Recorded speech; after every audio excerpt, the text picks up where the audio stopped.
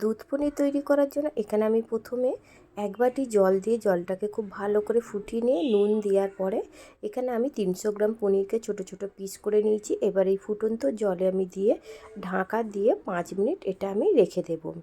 এবার এখানে আমি একটা মশলা তৈরি করব।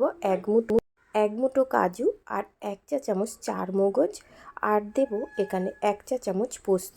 এই তিনটি উপকরণকে চাপা দিয়ে শুকনো আমি এটাকে গুঁড়ো করে নেব।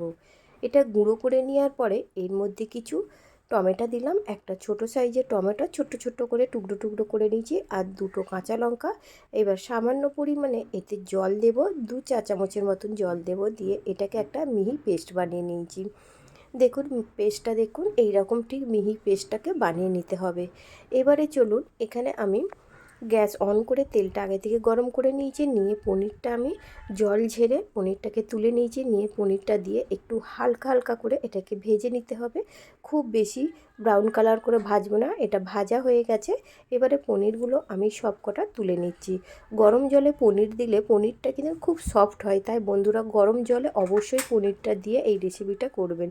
পনিরটা তুলে নেওয়ার পরে এখানে আমি তেলের মধ্যে যে পোস্ত কাজু আর চারমগজ বেটেছিলাম সেটা আমি সব বাটাটা দিয়ে খুব ভালো করে কষিয়ে নেব। এই চারধার থেকে যখন দেখবেন তেল ছেড়ে গেছে তখন বুঝতে পারবেন এই মশলাটা খুব ভালো করে কষানো হয়ে গেছে। এরপরে এখানে আমি 1 কাপের মতন দুধ দিয়ে দিলাম।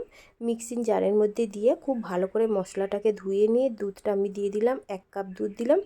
দেওয়ার পরে ফুটিয়ে নেব, আর এর মধ্যে সামান্য পরিমাণে লবণ দিলাম আর 1 চা চামচ চিনি দেবো। চিনিটা মাস্ট বন্ধুরা, চিনিটা অবশ্যই আপনারা স্বাদ মতন দেবেন। খুব নাড়াচাড়া করে এটাকে 5 মিনিট ফুটিয়ে নিতে হবে।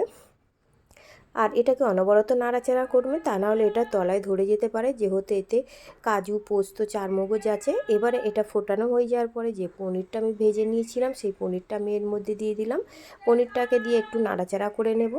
পনিরটা দিয়ে এরকম হালকা হাতে একটু নাড়াচাড়া করে নিতে হবে, আর পনিরটাকে খুব ভালো করে প্রথমে ফুটিয়ে নিতে হবে 2 মিনিটের মতো।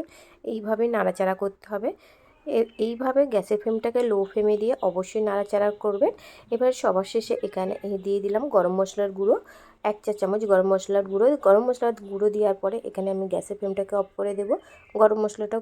গরম মশলার গুঁড়োটাকে খুব ভালো করে মিশিয়ে নেওয়ার পরে 1/2 চা চামচ ঘি দেব। ঘিটা দিয়েও এটাকে খুব ভালো করে ঘিটা পনিরের সাথে মাখিয়ে নিতে হবে। তারপরে এইভাবে খুব ভালো করে মাখিয়ে নিয়ে এটাকে আমি চাপা দিয়ে 10 মিনিট রেখে দেব। 10 মিনিট পর এটাকে আমি পরিবেশন করব। 10 মিনিট পর আমি আপনাদের খুলে দেখাচ্ছি। দেখুন তৈরি হয়ে গেছে আজকের রেসিপিটি যদি ভালো লেগে থাকে অবশ্যই লাইক দেবেন, আর আমার চ্যানেলে নতুন বন্ধু হয়ে থাকলে অবশ্যই চ্যানেলটিকে সাবস্ক্রাইব করবেন। ভালো থাকবেন, সুস্থ থাকবেন।